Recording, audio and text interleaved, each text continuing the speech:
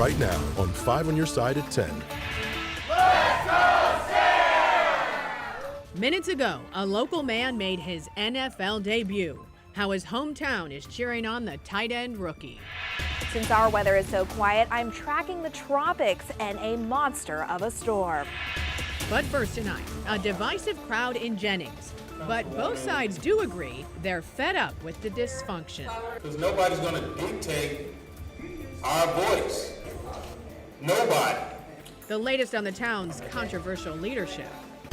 Tonight, people in Jennings are demanding city leaders put their differences aside. Good evening, I'm Ann Allred. Thank you for being with us. Mike Bush has the night off. An emergency meeting was called tonight by the 5 city council members who were no-shows at last month's regularly scheduled meeting. 5 on Your Side's Brent Solomon reports from City Hall. It was an opportunity for 5 council members to tell their side of the story and take action of their own. Nobody's trying to block progress in the city of Jennings. We just want to make sure we have a fair, open discussion before we make a decision. Jennings Councilman Terry Wilson sounding off before a room of neighbors who showed up for an emergency meeting. He's one of the 5 council members who plan to take a vote of no confidence towards Mayor Gary Johnson, claiming he's abusing his power.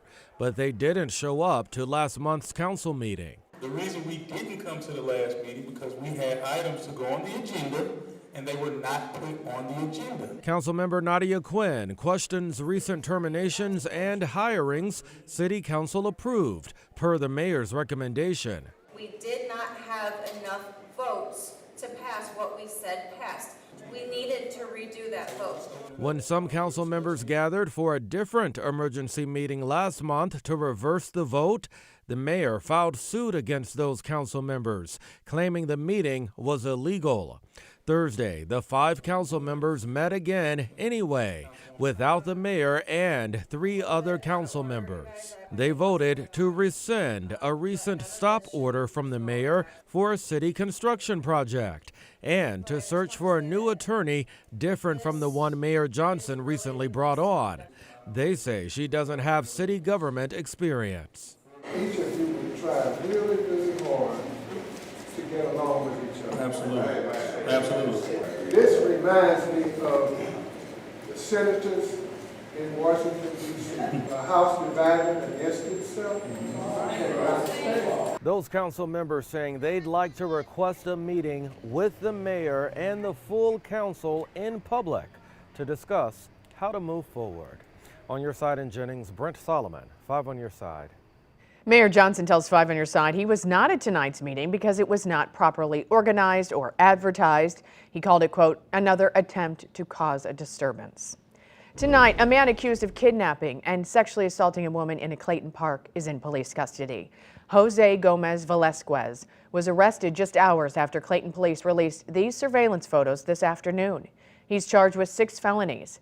The woman told investigators she was walking in a Richmond Heights neighborhood last week when Velasquez grabbed her and took her to Oak Knoll Park, where he assaulted her. Investigators say the victim has an intellectual disability. Tonight, we're learning more about the 3 teenagers killed in a car crash in University City. Our Robert Townsend spoke with the boys' parents who are left grieving and searching for answers. Nothing more heartbreaking than losing your child. Yeah, I gotta tell you, this story is just wrought with lots of pain and layered with heartache. Pain and heartache families are now facing. For Brandon Robinson, it's just a horrible day. And Nikia Ingram, I really don't believe it's sunk in yet. the pain is immense, deep, and unfathomable. It's very hard. I wouldn't wish this on nobody. We're going on our first cruise next year. He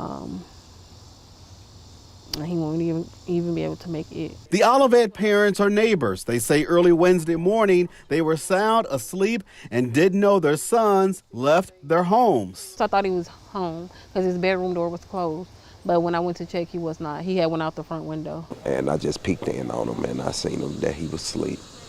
And that was the last time I had seen him. Hours later, the Missouri State Highway Patrol says Dion, Demetrius, and their friend Johnny Ursery traveled eastbound on Groby Avenue at a high rate of speed down a hill in Dion's mother's car.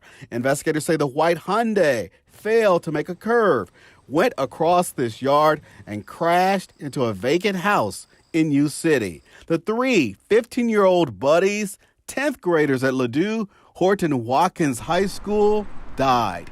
Dion Robinson was the oldest of two and loved wrestling. Kids was just being kids. We all were kids at that time, like 15 years old. Demetrius Ingram was an only child. He hasn't experienced anything really in life on his own. Not prom,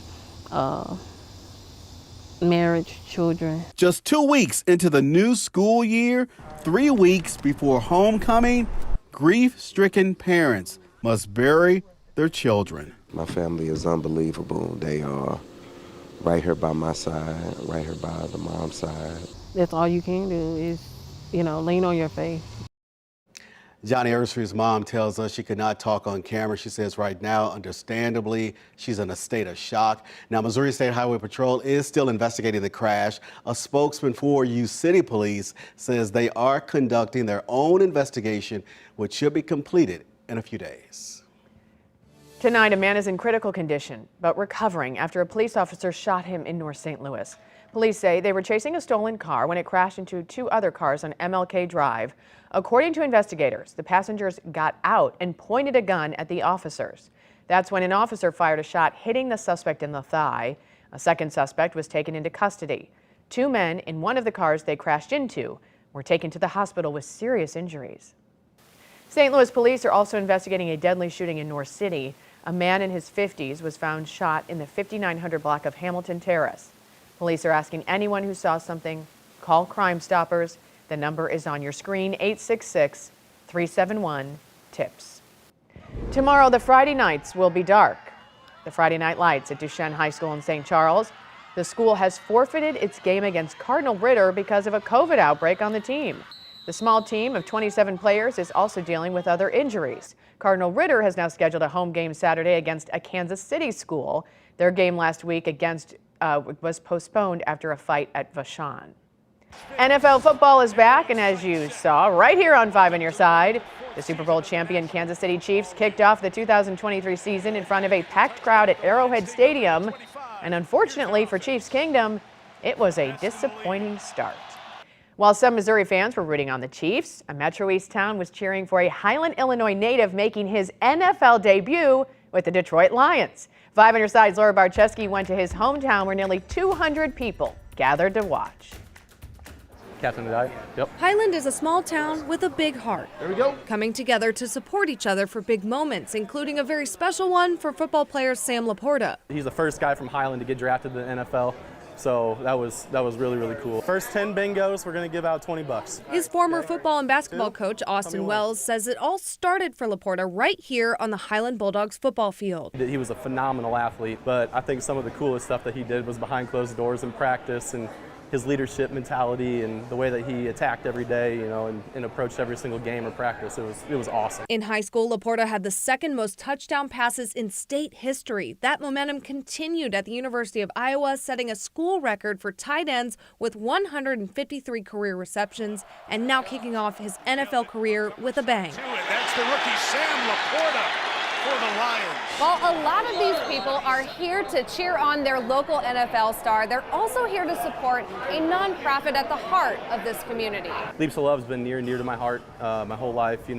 Tracy, who runs Leaps of Love, she was actually in the hospital room whenever I got diagnosed myself when I was back in middle school. Thank you so much. Leaps of Love helps raise awareness and funds for childhood cancer research. Childhood cancer only gets 4% of national research funding, so very important for us to get that number raised. The founder, Tracy Reekman, says Laporta's an inspiration for the next generation on and off the field. Caught by Sam Laporta. Just hope everybody gets some kind of inspiration of watching Sam and putting the two together and connecting how he helps with the community as well. Reporting in Highland, Laura Barczewski, 5 on Your Side. Tonight's watch party raised hundreds of dollars for Leaps of Love ahead of its big fundraiser in 2024, and we have a link on KSTK.com if you'd like to donate or help. The St. Louis Wheel is shining bright in red, white, and blue tonight. It's all to celebrate the U.S. men's national soccer team. They'll play Uzbekistan at City Park Saturday night.